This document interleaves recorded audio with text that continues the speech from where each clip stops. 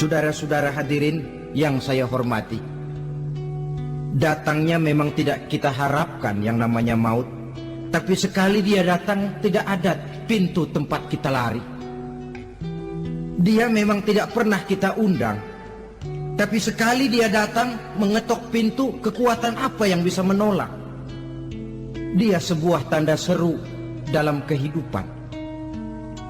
Apa yang menyebabkan orang takut mati?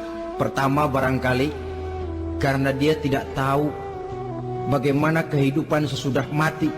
Alam kubur gelap, alam akhirat gelap, sehingga dia bingung. Lantaran bingung lalu jadi takut. Yang kedua boleh jadi oleh bayangan-bayangan dosa yang pernah dia kerjakan di dunia ini. Kerjanya cuma menumpuk dosa. Dia gembira, bahagia, tertawa di atas tumpukan dosanya, merasa segan berpisah dengan seluruh kehidupan ini. Sehingga boleh jadi maut adalah sesuatu yang ditakutkannya benar dalam kehidupan. Tapi bagaimanapun takutnya, tidak ada tempat lari dari dia. Dalam ayat lain Allah jelaskan, "Ainama takunu yudrikumul mautu walau kuntum fi burujim musayyadah." Di mana saja kamu berada, dalam benteng yang paling tangguh sekalipun, maut pasti akan datang menjemput kamu. Nah, bagaimana caranya maut datang menjemput kita? Bila datang dia, sang malaikat pencabut nyawa, malaikat Israel namanya, hendak mengambil roh kita. Dalam suasana macam begitu, di akhir kehidupan dunia, dalam berhadapan dengan sakaratul maut, terbagilah manusia dalam dua bagian besar. Pertama, yang menghadapi sakaratul maut itu dengan husnul khatimah, baik di akhirnya, sehingga pada saat rohnya berpisah dengan jasadnya, kelihatan dia seperti senyum, mukanya cerah. Bahkan sebelum itu boleh jadi dia sempat meninggalkan pesan-pesan yang baik. Ada yang sempat azan, ada yang sempat baca Quran. Pernah kan nemui orang yang mau mati seperti itu? Yang sempat azan, yang sempat baca Quran, yang sempat meninggalkan wasiat-wasiat yang baik. Sebab apa? Malaikat maut datang menjemput mereka juga dengan baik-baik. Dicabut ruhnya perlahan-lahan, tapi sungguh pun perlahan-lahan. Pedihnya, sakitnya tetap tiada tara. Rasulullah Sallallahu Alaihi Wasallam, dikala beliau hendak berhadapan dengan sakaratul maut, diceritakan mencelupkan tangannya ke dalam gelas berisi air, lalu mengusapkannya ke muka beliau seraya berdoa, "Ya Allah, mudahkan saya dalam menghadapi sekarat ini."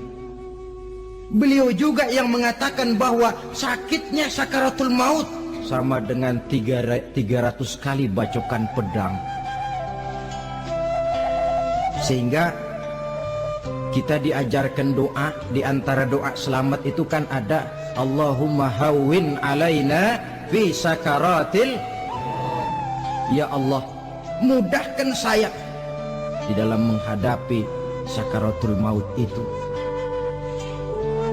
Ketika ruh ini keluar dari jasad, mata masih mengikuti ruh itu. Jika kadang-kadang ada yang matanya terbelalak dan tidak sempat ditutup, terbuka terus, mengikuti ruh itu keluar dari jasadnya. Adapun golongan kedua, manusia yang ketika berhadapan dengan sakaratul maut mendapatkan su'ul khatimah, jelek di penghabisannya. Sekaratnya sudah setengah mati, lalu jelek juga di akhirnya, mati dalam keadaan yang tidak baik, tidak terpuji. Ada yang lagi megang kartu, mati. Ada yang lagi di tempat ngadu ayam, mati. Ada yang lagi di tempat pelacuran, mati. Ada yang lagi megang botol minuman keras, mati. Nih barangkali malaikat maut gemes banget nariknya, lu bajingan, lu tarik terus kan. Mati su'ul khatimah. Makanya bagus itu. Kadang-kadang di majelis-majelis taklim kan sering dibaca, ya Allah biha, ya Allah biha, ya Allah bihusnil khatimah. Kan ada itu? Ada enggak? Saudara hadirin, mohon agar oleh Allah kita diberikan husnul khatimah, baik di saat ruh akan berpisah dengan jasad. Ini sesuatu yang pasti. Sang malaikat maut datang menjemput nyawa. Setelah ruh berpisah dari badan, maka tinggallah sang badan, ditangisi oleh semua yang kita tinggalkan. Sehingga kepada putrinya Fatimah, ketika malaikat maut datang hendak menjemput baginda Nabi, beliau berkata kepada anaknya, Fatimah, kamu tahu siapa yang datang? Saya tidak tahu, Bapak. Yang datang hadimul lazat. Itu dia yang menghancurkan seluruh kesenangan dunia. Wa qati'u syahwat, yang memisahkan kita dengan seluruh yang kita cintai. Dia malaikat maut, Pak. Manakala jasad sudah ditinggalkan oleh ruh, itulah yang dikerubungi orang. Anak menangis, istri menangis, orang tua bersedih, teman-teman merasa kehilangan, menangisi jasad.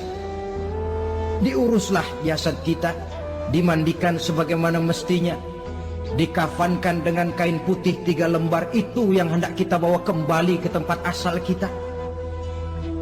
Pakaian sutra, jas yang mereknya Switzerland wool, kain yang Samarinda, sepatu yang Belly atau Beltoni, jam tangan yang Rolex, kendaraan yang serba mewah, tidak ada yang menyertai kita. Kain putih 3 lembar itu saja lagi. Demi setelah dikafankan, dibujurkan kita menghadap ke arah kiblat, orang banyak pun datang menyolatkan kita dengan 4 takbir, diiringi dengan doa.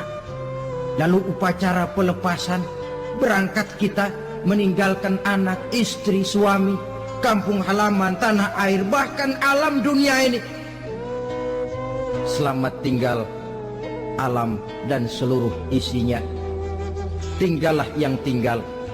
Saya akan kembali ke tempat asal dari mana saya datang, untuk kembali mempertanggungjawabkan seluruh perbuatan saya dalam kehidupan ini. Manakala upacara pelepasan selesailah sudah, dimasukkan kita ke keranda jenazah, digotong orang, bismillah wa ala millati rasulillah, dibawa ke tempat peristirahatan terakhir katanya. Padahal dulu kalau mau kita istirahat, ke villa lah kita, ke Bali lah kita, ke Hong Kong lah kita, ke tempat-tempat tamasya yang indah. Oh, rupanya akan sampai juga perjalanan menuju tempat peristirahatan terakhir, yang luasnya tidak akan lebih dari 2 kali 1 meter.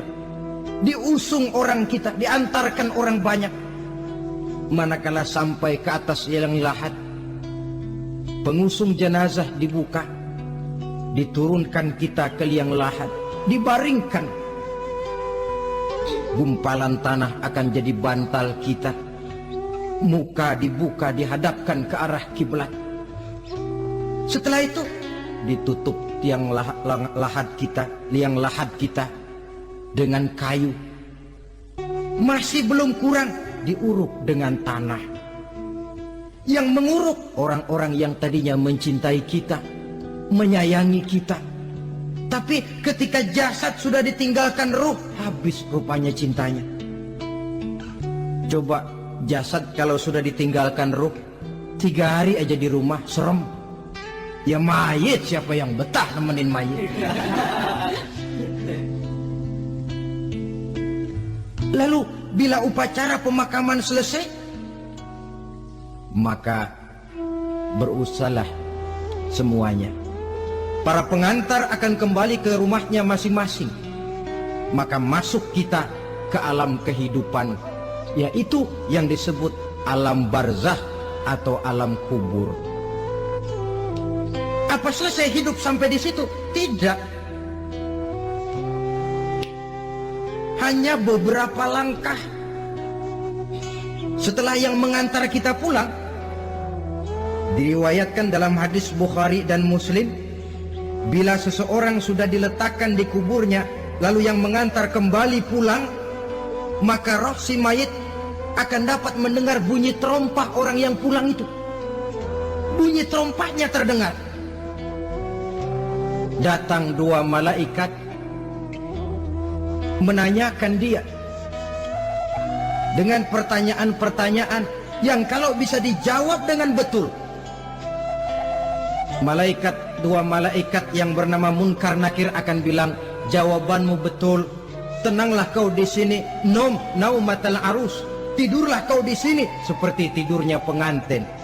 Orang yang baik-baik di alam kuburnya akan mendapat nikmat kubur. Sehingga masa penantian yang lama, sebab jangan lupa, kita masuk ke kubur itu kan menunggu sampai datangnya hari kiamat. Jadi kalau kiamat umpama masih 1000 tahun lagi, ya 1000 tahun kita menunggu. Orang yang baik-baik, penantian di alam kubur, kata malaikat, naumatal arus. Tidurlah kamu seperti tidurnya pengantin. Bagaimana sih tidurnya pengantin? Nggak berasa. Iya, kata anak sekarang, endah aja udah. Begitu mendusin pagi, kata lakinya, malam sebentar bener ya Neng. Sebentar betul katanya malam. Ya tentu saja tidak terasa. Kenapa? Dia tidak pernah memikirkan waktu. Terbawa oleh kenikmatan dan kelezatan yang dirasakannya dalam kehidupan. Tapi orang kafir, orang yang dosanya bertumpuk, tidak sanggup menjawab pertanyaan dua orang malaikat, maka dia akan mendapat azab di alam kuburnya terus menerus siang dan malam sampai datangnya hari kiamat. Ibarat maling ayam ketangkep, belum masuk pengadilan udah digebugin duluan. Kan begitu kan? Ada maling ayam nggak di sini? Nah, itu yang nyaut tadi pengalaman itu. Di sidang belum divonis, belum digebugin babak belur. Saudara hadirin, maka alam kubur bisa merupakan raudhatun min riyadil jannah. Taman di antara taman-taman surga, pun juga bisa merupakan hufratun min hufarin niran, menjadi liang daripada neraka. Ada lagi riwayat yang dari Imam Muslim yang diperoleh dari Zaid bin Sabit. Zaid bin Sabit cerita, satu hari kami bersama Rasulullah SAW berada dalam kebun kepunyaan Bani Najjar. Rasulullah sedang duduk di atas keledai. Tiba-tiba entah bagaimana itu keledai terkejut, kaget, berontak, hampir Rasulullah jatuh. Rasulullah kemudian bertanya, rupanya di kebun itu ada kuburan tua, 5 atau 4 kuburan. Rasulullah lalu bertanya, saudara-saudara, ada yang tahu nggak ini kuburan siapa? Nggak ada ya Rasulullah. Memang kenapa? Ini penghuni kuburnya lagi disiksa oleh Allah. Andai kata boleh saya mohon kepada Allah supaya kamu dengar seperti yang saya dengar, andai kata saja kamu kuat mendengarnya, saya pasti akan berdoa. Tapi sayang, saya yakin kamu pasti tidak akan kuat mendengar mereka mendapat azab di kuburnya. Hadis sahih riwayat Imam Muslim dari Zaid bin Sabit. Kehidupan di alam barzakh. Pak, iya kalau yang matinya dikuburin. Lah kalau yang matinya dia ceburin ke laut, dibakar, di medan perang hilang gak ketahuan kemana jenazahnya. Saudara, hilang kek, dikubur kek, di dalam lautan direndam kek, itu kan cuma logika kita.